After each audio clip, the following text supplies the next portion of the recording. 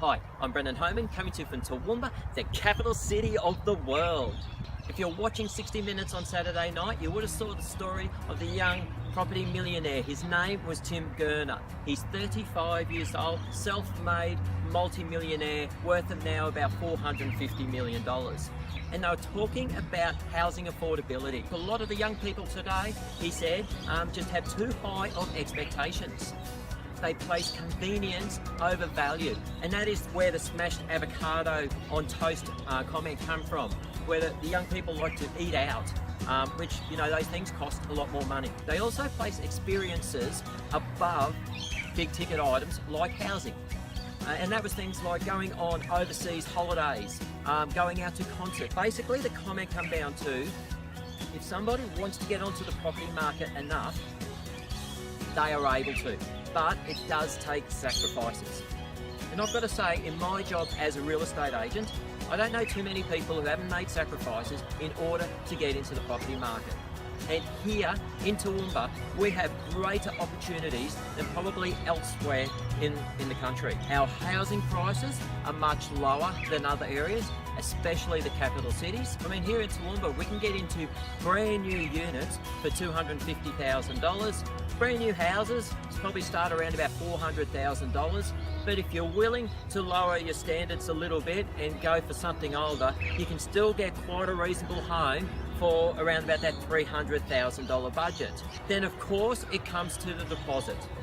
Now, in my line of work as a real estate agent, and I've seen some people on some pretty meagre incomes who have made massive sacrifices in order to get into the property market.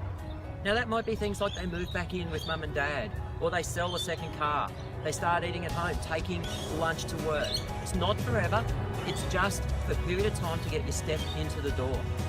But by doing those things and saving some money, getting a step in, not necessarily to your be-all and end-all home. It might be a stepping home. Your first home might even be an investment property. It's just a step in the door. But it is possible. And some of the lovely stories I've got to come out of some people I've helped in the past, again on very meagre incomes, have managed to actually build a property portfolio. Again, their first home was not to be their be-all and end-all home. It was a step up. After a couple of years living at home, doing some improvements, they kept that home, created an investment property out of it, and stepped up to the next one. In fact, I've got one of my customers now, after 8 years, has just moved into their be-all and end-all home. It's their 5th property, and they actually still own the other 4. That 5th property, I remember the first time they came and saw me, and the description of the property they were after is very similar to what they're now in, again, 8 years later. So I guess it all comes down to, if there is a will, there is a way. It's just a matter of perhaps of making sacrifices.